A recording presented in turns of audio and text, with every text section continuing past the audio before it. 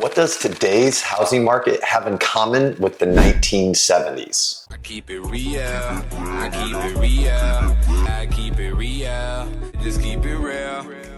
Hey guys, it's Sam Hartman. As always, I'm keeping it real estate here in Fort Wayne, Indiana, and my mission is to bring context and clarity to the world of real estate so that you can be educated, informed, and confident consumers when it comes to making real estate decisions. And so I have some really interesting data points to talk about today with how our current real estate market is reflecting some market trends of the 1970s. So let's dive right into these. What I'm talking about today is that the housing market is currently in a recession, and that recession is not reflective of home prices, but actually the number of home sales. We saw just about 4.1 million home sales in 2023, which was about a 20% reduction from the year prior. And now, as we are about midway through 2024, we're on maybe just a slightly better trend of home sales. So we're going to see again a very restricted year of sales in the housing market. And it is this data point that is reflective of the late 1980s housing market, even despite substantial growth in our population from 1978 to today.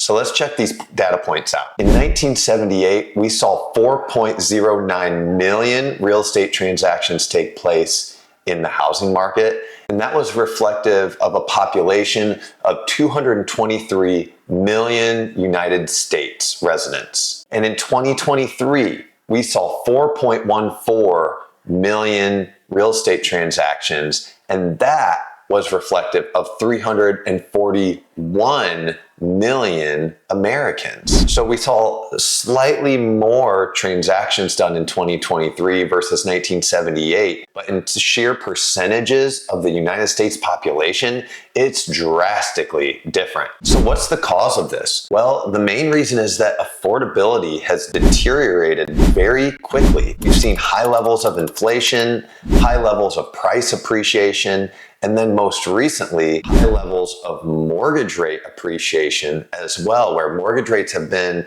elevated up over 7% for going on 2 years now.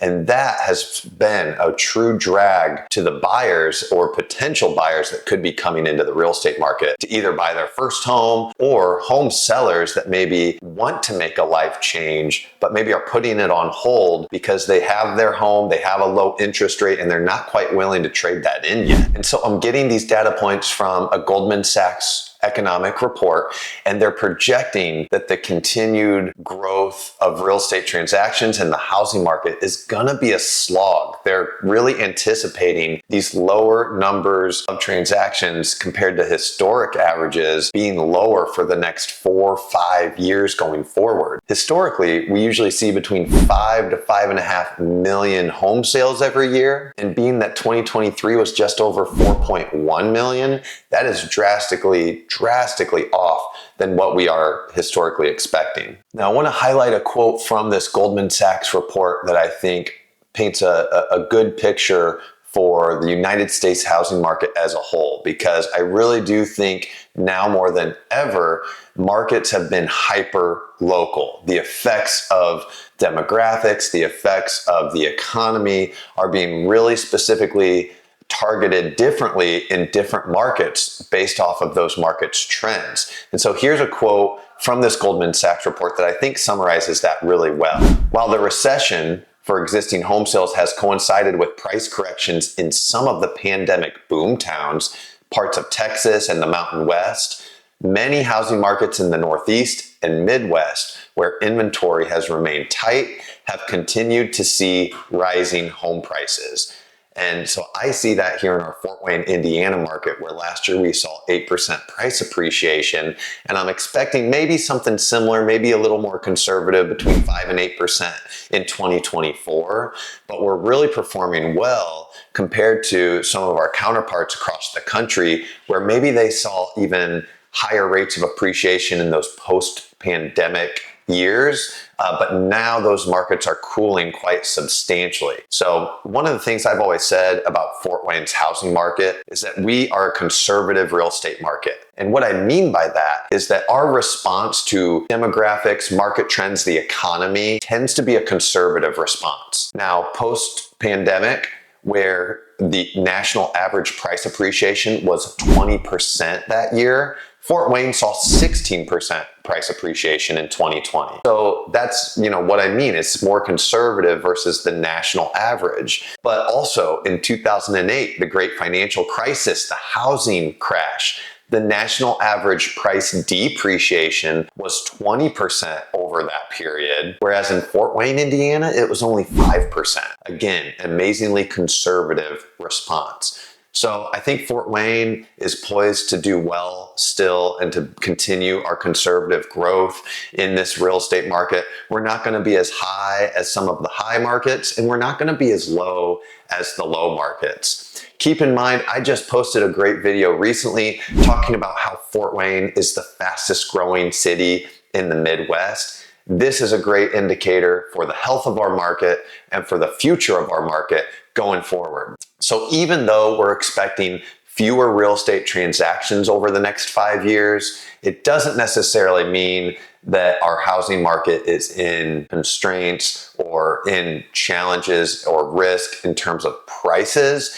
It just means we've got fewer buyers that can buy right now, and we have fewer sellers that want to sell right now. So as the economy changes, as the interest rate change, I think some of these dynamics will change with it. So with that being said, let's look at Goldman Sachs's projections for mortgage rates, because this, I believe, is a huge indicator for what might happen with home transactions as well.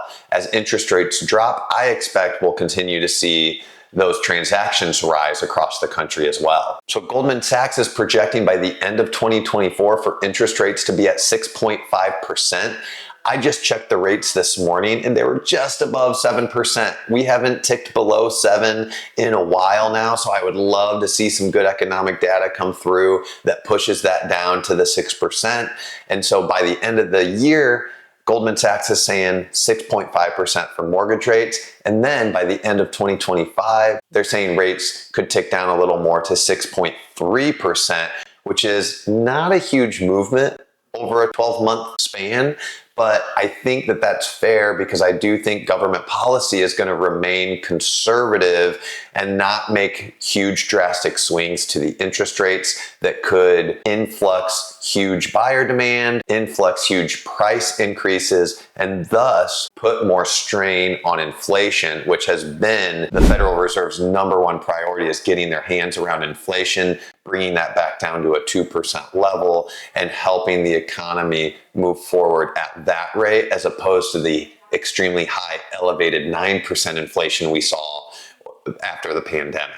I hope you guys find this video helpful. I hope that if you like this video or find this information valuable, that you'll share it with one of your friends. And if you like my content, make sure you like and subscribe to my channel, and let me know in the comments what type of content, what type of real estate questions do you have, because that's what I'm here to do, is help answer those questions, bring some clarity and context to those questions so that you can be confident consumers. Thanks for sticking with me, guys. Keep it real estate out there.